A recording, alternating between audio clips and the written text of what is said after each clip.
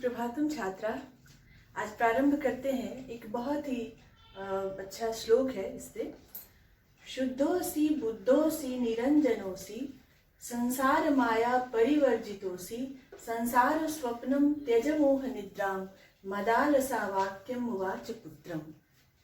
ये मदालसा एक बहुत ही आदर्श नारी का उदाहरण प्रस्तुत करती है हमारे संस्कृत साहित्य की कथाओं में। ये ऐसी नारी है जो अपने पुत्र को लोरी के रूप में इस तरह के श्लोकों को सुनाया उसने। इस श्लोक से ये पुराण का जो उपनिषदों का जो भाव है वह बच्चे को याद कराना कि तुम कैसे हो, तो तुम शुद्धो असी, तुम शुद्ध हो, बुद्धो असी, बुद्ध हो, ज्ञानी हो। पहले से हम लोग जो इस चैतन्य की बात करते हैं वह ऐसा नहीं है कि कम उम्र में वो चैतन्य नहीं है और किसी एक खास उम्र में है, वो हमेशा है। तो ऐसी माता जो अपने पुत्र को इस तरह के श्लोक सुनाती थी, शुद्धोसी बुद्धोसी निरंजनोसी, निरंजन हो अर्थात निष्कलंक हो, पवित्र हो, संसार माया परिवर्जितोसी, संसार की जो माया है, जो आज है नहीं है, जो आकर्षित करती है भौतिक चीजें, उनका त्याग करने वाले हो। और संसार स्वप्नम त्यज मोह निद्राम, और संसार का जो ये स्वप्न की तरह जो संसार है और जो मोह रूपी निद्रा है, ऐसा नींद सिर्फ सोते वक्त नहीं, जागरूक जो जागे हुए हैं और जागरूक नहीं है उसे भी मोह निद्रा कहते हैं। तो उसको बच्चे को कहती है त्यज, त्याग करो।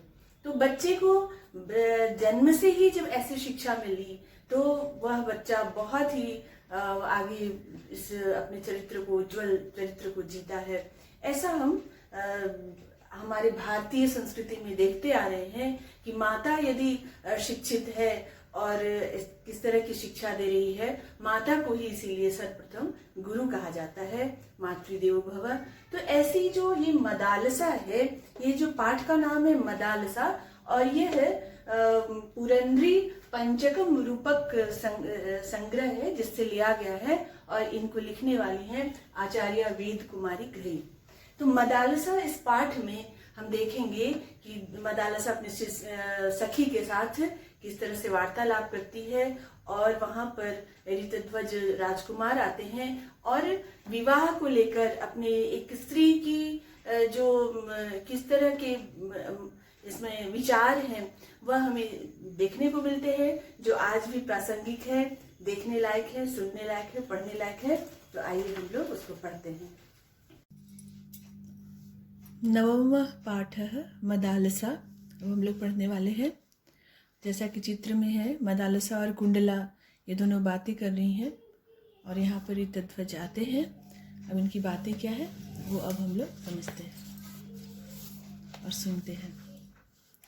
ततः प्रविशति प्रकृति सौंदर्यम अवलोकयन् महाराजस्य शत्रुजितः पुत्रः ऋतध्वजः। ततः यानी उसके बाद प्रवेश करते हैं। अभी हमने चित्र में देखा कि प्रकृति सौंदर्यम अवलोकयन्, प्रकृति के सौंदर्य को अवलोकन करते हुए, देखते हुए, महाराजस्य शत्रुजितः पुत्र, महाराज शत्रुजित के पुत्र ऋतध्वज। तो ऋतध्वज के पिता का नाम है शत्रुजित, ये उनके पुत्र हैं। वहां उस उद्यान में प्रवेश करते हैं। ऋतध्वज कथयति अहो शोभनम गंधर्वराज विश्वावसो राजोद्यानम। अहो शोभनम, बहुत सुंदर शोभन है ये, गंधर्वराज विश्वावसो, विश्वावसु नाम है और विश्वावसु षष्ठी विभक्ति से हुआ। तो विश्वावसु का राजोद्यान जो है, राजा का उद्यान, यह बहुत ही शोभन है, सुंदर है। आम्र मंजरी नाम पराम शोभाम दृष्टवा, आम्र मंजरियों की जो परा बहुत ऊंची जो शोभा है उसको देखकर, कोकिलानाम च मधुर वचांसी श्रुत्वा, और कोकिल यानी कोयल की मधुर वचन को सुनकर, कस्य यूनो हृदयम, किस युवा का हृदय सहसा उत्कंठितम न भविष्यति, उत्कंठित नहीं हो जाएगा, ये ऋतध्वज कहते हैं। वाम पार्श्वे रमणीनाम आलाप इव श्रूयते, वाम पार्श्वे बाएं तरफ रमणियों का आलाप यानी बातचीत सुनाई दे रहा है, इसलिए अत्रैव स्थित्वा श्रोष्यामि, यही स्थित होकर श्रोष्यामि यानी सुनूंगा अभी। तो वो बातचीत क्या है? तो कुंडला कथयति सखे मदालसे, मदालसा संबोधन है, तो मदालसे त्वं तु केवलं विद्याध्ययने एव रता कियन्तं कालं यावत् ब्रह्मचर्य व्रतं धारयस्यसि। तुम तो केवल विद्या अध्ययन में ही रत यानी लगी रहती हो, और कियंतम कालम यावत कितने काल तक ब्रह्मचर्य व्रत को धारयस्यसि धारण करोगी। तो मदालसा कहती है ज्ञानोदधि अनंत पारो गभीरश्च, ज्ञान का जो उदधि समुद्र है वह अनंत पार है, जिसका पार नहीं है, अंत नहीं है जिसका, और गंभीर है, बहुत ही गहरा है। तो ज्ञानोदधि अनंत है जिसका और बहुत गहरा है। मया सागर तटे स्थित्वा, और मेरे द्वारा सागर तट पर स्थित होकर ही कतिपय बिंदव एवं प्राप्ता अद्यावधि, आज तक, अद्य जोड़ अवधि, आज तक मेरे द्वारा कुछ बिंदु ही उस सागर तट, ज्ञान उदधि के सागर तट के कुछ बिंदु को ही प्राप्त किया गया है। कुंडला कहती है विनयशीले, उसको इतने विनम्रता से उसने कहा इसलिए विनयशीला उसको कह रही है संबोधन में, विनयशीले विद्या ददाति विनयम, विद्या विनय देती है, अतएव एवं बनसी, इसीलिए तुम ऐसा कह रही हो। कुलगुरु तुम्बुरु महाभागेस्तु गंधर्व राजाय अन्य देव सूचितम, और तुम्बुरु महाभाग नाम है उनके कुलगुरु का, तो उनके द्वारा, महाभाग के द्वारा गंधर्व राज को कुछ अन्य ही, अन्यत एव, कुछ दूसरा ही सूचित किया गया है। तो मदालसा कहती है किम श्रुतम त्वया यत गुरुवर्यै माम अधिकृत्य पित्रे कथितम, किम श्रुतम त्वया, तुम्हारे द्वारा क्या सुना गया कि गुरुवर के द्वारा माम अधिकृत्य, मेरे लिए पिता को क्या कहा गया है गुरुवर के द्वारा। तो कुंडला कहती है अथ किम, और क्या, राजकुमारी मदालसा सर्व विद्या निष्णाता जाता, राजकुमारी मदालसा सभी विद्याओं में निष्णात हो गई है, परमतया स्वयं वर न प्राप्त, लेकिन स्वयं उसने वर को उसके द्वारा प्राप्त नहीं किया गया है। अतः तस्य योग्य वरस्य अन्वेषणम कार्यम, उसके लिए योग्य वर का अन्वेषण कार्य, इत्यासित गुरुपादानाम मतम, यही था गुरुपद का मत, उनका मानना था कि उनके उसके लिए, मदालसा के लिए योग्य वर का अन्वेषण मतलब खोज करना चाहिए। तो मदालसा हसित्वा, हंसकर, नहीं जानन्ति ते यद अहम तो विवाह बंधनम स्वीकर्तुम न इच्छामि, वे नहीं जानते हैं कि मैं यद अहम विवाह बंधन को स्वीकार नहीं करना चाहती हूँ। तो वो कहती है कुंडला किम करिष्यसि तदा, तो क्या करोगी तुम, तब क्या करोगी। मदालसा कहती है ब्रह्मवादिनी भविष्यामि, ब्रह्मवादिनी वेद ज्ञाता, ज्ञान को मैं बनूंगी, ज्ञान ब्रह्मवादिनी बनूंगी। आचार्य इति पदम प्राप्य, आचार्य जोड़ इति, तो आचार्य इस पद को प्राप्त कर शिष्येभ्य जीवन कलाम शिक्षयिष्यामि, शिष्यों को जीवन कला सिखाऊंगी। तो कुंडला कहती जाने ते अभिरुचिम अध्ययने अध्यापने च, जानती हूँ तुम्हारी अभिरुचि अध्ययन में और अध्यापन में है।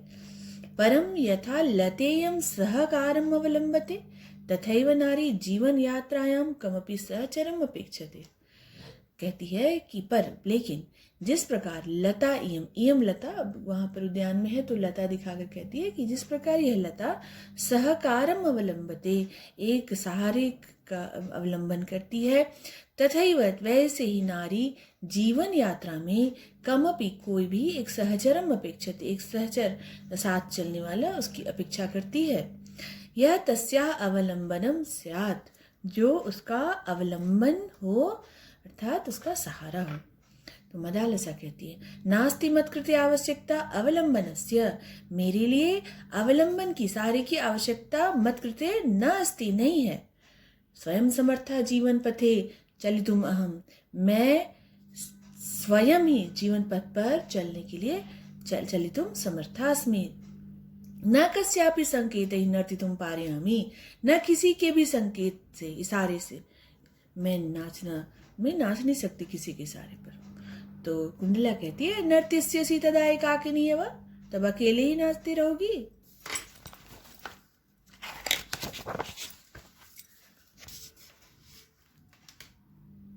मदालसा कहती है विहस्य यदि तुम शीघ्रमेव पतिगृहं गमिष्यसि, यदि तुम शीघ्र ही पति के घर चली जाओगी, मतलब विवाह कर लोगी, तदा एकाकिनी भविष्यामि, तब मैं अकेली हो जाऊंगी। परम एका उपाय अपि चिंतितः मया, पर एक उपाय मेरे द्वारा सोचा गया है। कुंडला कहती का उपाय, क्या है वो उपाय? तो संगीत साहित्य माध्यमेन, संगीत साहित्य के माध्यम से ब्रह्म विद्याम सरसाम विधाय, ब्रह्म विद्या को सरस बनाकर बहुभ्य शिशुभ्य शिक्षणम प्रदास्यामि, बहुत सारे शिष्यों को शिक्षण दूंगी, प्रदान करूंगी। तो कुंडला कहती है गृहस्थ आश्रमम प्रविश्य स्वशिशूनाम चरित्र निर्माणम मातुराधीनम। गृहस्थ, इसकी सखी भी वैसी ही है, बहुत अच्छी। तो गृहस्थ आश्रम में प्रवेश कर अपने शिशुओं के चरित्र निर्माण माता के अधीन होता है। चरित्र निर्माण एक माता के अधीन होता है, ये बहुत बड़ी बात कहती है। तत्र का विचारणा, उस पर, उस विषय पर आप तुम्हारे क्या विचार है? तो मदालसा कहती है कि यथा हम पश्यामि, जैसा कि मैं देखती हूँ, पुरुषः भार्यायाम स्वाधिपत्यम स्थापयति, पुरुष भार्या पर अपना आधिपत्य स्थापित कर देते हैं, अधिकार। द्रौपदीं स्वीयां संपत्तिं मन्यमानः युधिष्ठिरः तां द्यूते हारितवान, और द्रौपदी को अपनी संपत्ति मानते हुए युधिष्ठिर उस द्रौपदी को उसको द्यूत में हार गए। यथा सा निर्जीवम वस्तु आसीत, जैसे वह कोई निर्जीव वस्तु थी। कुंडला निर्जीवम तो न आसीत, निर्जीव तो नहीं थी, परम युधिष्ठिरस्य ऐसा एव चिंतन सरणी आसीत, पर युधिष्ठिर की ऐसी सोच थी। इति प्रतीयते, वह युधिष्ठिर ऐसा सोचे होंगे उस वक्त, तो यह प्रतीत होता है। ऐसा तो है नहीं कि वो निर्जीव थी। तो मदालसा कहती है हरिश्चंद्र स्वपत्नीं सैव्याम पुत्रम रोहितम च जनसंकुले आपणे विकृतवान, और हरिश्चंद्र भी अपनी पत्नी सैव्या को, पुत्र रोहित को जनसंकुले भीड़ में, आपने में, बाजार में विकृतवान बेच दिए थे। तो इसकी कहानी आप लोग को पता है। तो ये सत्य के पथिक हरिश्चंद्र के जीवन में बहुत ही परीक्षाएं आई थी और ऐसे परिस्थिति में ऐसा हुआ था। तो नास्ति में मनोरथ है ईदृशम पत्नी पदम अंगीकर्तुम, मेरा मनोरथ ऐसे पत्नी पद को अंगीकृत स्वीकार करने में मेरी इच्छा नहीं है, मैं नहीं बनना चाहती पत्नी, ऐसा कहती है। कुंडला कटु सत्यम खलवेतत्, ये तो बहुत ही कड़वा सच है। परम सखी अस्मिन् संसारे विभिन्न प्रकृतिकाः पुरुषाः वसन्ति, इस संसार में विभिन्न प्रकृति के, विभिन्न स्वभाव के पुरुष रहते हैं।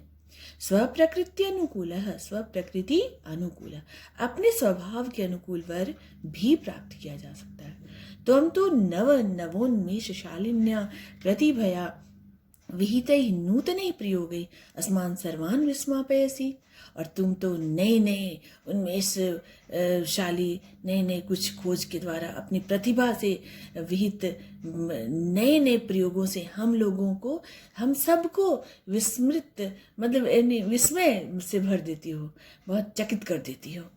तो गृहस्थ आश्रमों भी एका प्रयोगशाला, तो तुम्हारे जो नया नया प्रयोग है उससे हम लोग चकित होते रहते हैं। तो गृहस्थ आश्रम भी एक प्रयोगशाला है। यस्याम त्वं स्वज्ञान विज्ञानयोः प्रयोगम कर्तुं शक्ष्यसि, जिसमें तुम अपने ज्ञान विज्ञान के प्रयोग कर सकती हो। तो ये कहती है मदालसा कुंडले दुर्लभो जनः ईदृशः, यह ऐसा व्यक्ति दुर्लभ है, यह गृहस्थ प्रयोगशालायाम, जो गृहस्थ प्रयोगशाला में अपनी पत्नी को, स्वपत्नी स्वतंत्रताम दद्यात्, अपनी पत्नी को स्वतंत्रता दे, ऐसा दुर्लभ है। ऋतध्वज वहीं पर सुन रहा था, तो वह स्वगतम मन ही मन, स्वगतम मतलब मन में ऐसा कहता है कि अब सर्वयम आत्मानम प्रकाशयितुम, यही अयम, यह जो अवसर है आत्मानम, स्वयं को प्रकाशित करने के लिए है। अभी मैं कुछ बोलूँ ऐसा वो उसके मन में आता है, और प्रकाशम, और खुल करके बोलता है कि उपस्थितो अहम शत्रुजितः पुत्रः ऋतध्वजः, यह मैं उपस्थित हूँ शत्रुजित का पुत्र ऋतध्वज, आज्ञा चेत अहमपि अस्यां परिचर्चायां सम्मिलितो भवेयम्। चेत यानी यदि आपकी आज्ञा हो तो मैं भी इस परिचर्चा में सम्मिलित हो जाऊं। कुंडला कहती है स्वागतम अतिथये, अतिथि आपका स्वागत है। अभी श्रुता भवद्भि मम सखी विचारा, प्रश्न है उसका कि आपके द्वारा सुना गया मेरे सखी के विचार को। ऋतध्वज ने कहा कि आम अतएव पृष्ठुमुत्सहे, इसीलिए पूछना चाहता हूँ कि गंधर्वराज विश्वावसु महाभागा अपि स्वपत्नी युधिष्ठिर इव हरितवन्तः हरिश्चंद्र इव विकृतवन्तः। वो पूछता है कि उसके पिता के बारे में कि गंधर्वराज जो विश्वावसु हैं वो महाभाग महोदय क्या अपनी पत्नी को युधिष्ठिर की तरह हार गए या हरिश्चंद्र की तरह बेच दिए। तो कुंडला कहती है स्मदाल से तूष्णीम किमर्थम तिष्ठसि, चुप क्यों हो, देहि प्रत्युत्तरम, उत्तर दो। तो ऋतध्वज कथयति एकस्य अपराधेन सर्वाः जाति दंडया इति विचित्रो न्याय तव सख्याः। कहता है कि किसी एक के अपराध की वजह से पूरी पुरुष जाति को दंडित किया, यह तो तुम्हारी तव सख्या, तुम्हारी सखी का विचित्र न्याय है। तो मदालसा कहती अत्र भवन्तः नारी स्वाधीनताम अधिकृत्य किम कथयन्ति, आप नारी स्वाधीनता के विषय में आप क्या कहते हैं। तो ऋतध्वज कथयति माता एव प्रथमा, इसका विचार है कि माँ ही प्रथमा आचार्य इति अस्ति मे अवधारणा, मेरी अवधारणा है, ऐसा मेरा मानना है कि माँ ही प्रथम आचार्य होती है। नारी एवं समस्त सृष्टि निर्मात्री, अब किसी भी संतान का चरित्र निर्माण जब स्त्री के हाथ में है तो समस्त सृष्टि का वो निर्मात्री बन जाती है कि कोई भी चरित्र उसके हाथ में है बनाना। परम कथनेन किम, पर कहने से क्या, परीक्षा एवं ज्ञास्यति अत्र भवति, परीक्षा मतलब परीक्षा करके ही आप जानेंगे।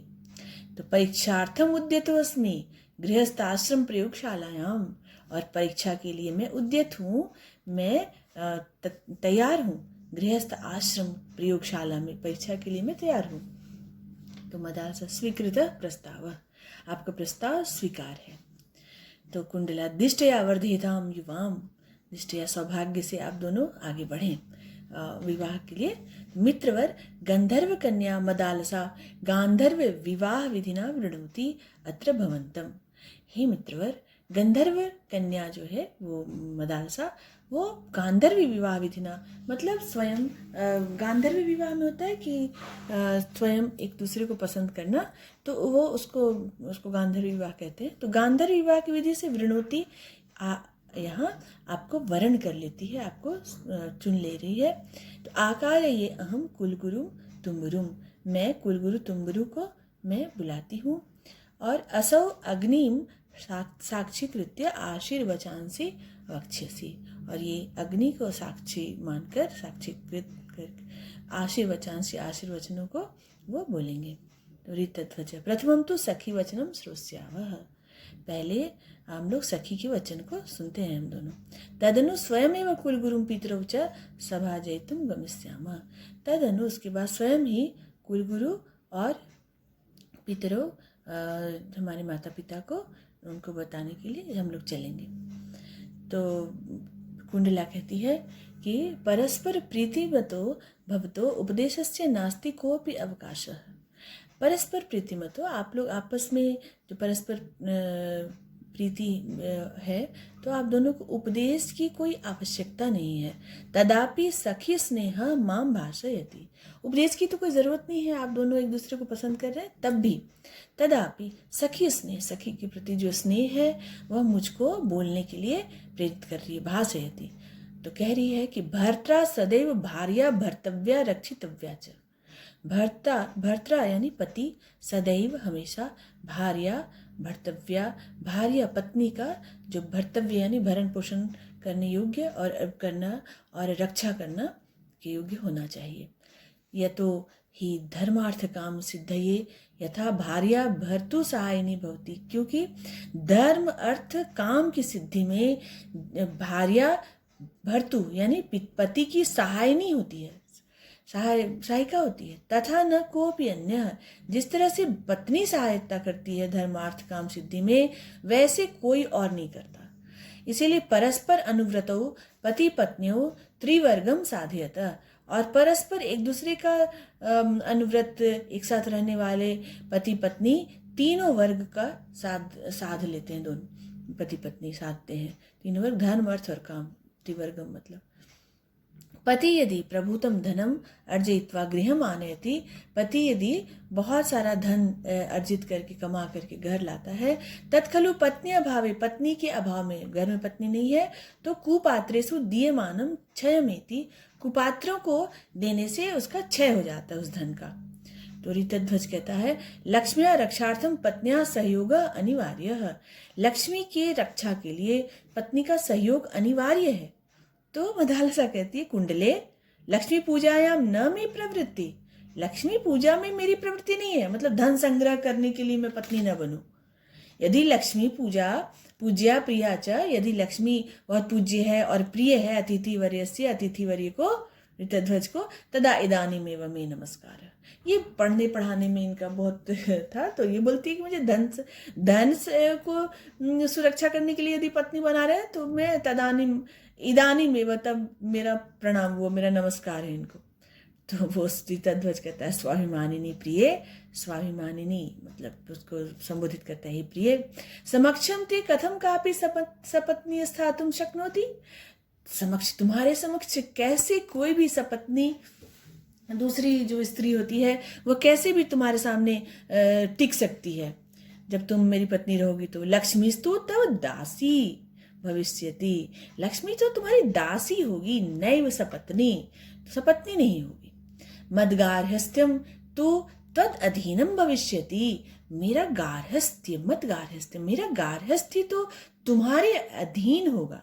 आत्मानम भावी संततिम च, स्वयं को और भावी होने वाली जो संतान है उसको, ज्ञान विज्ञान अनुसंधात्र्या, ज्ञान विज्ञान की अनुसंधान से हस्ते समर्पयितुम है, तुम्हारे हाथ में समर्पण करना चाहता हूँ। आगम्यताम गुरुभ्य पितृभ्याम च समाचारम श्रावया, वह आइए और गुरु को और माता पिता को यह समाचार सुनाते हैं। तो ये बहुत ही अच्छा लोग का बातचीत है। तो इसको और शब्दार्थ वगैरह आप देखिएगा, प्रश्नोत्तर की चर्चा भी हम लोग करेंगे। तो आज के लिए इतना ही, धन्यवाद।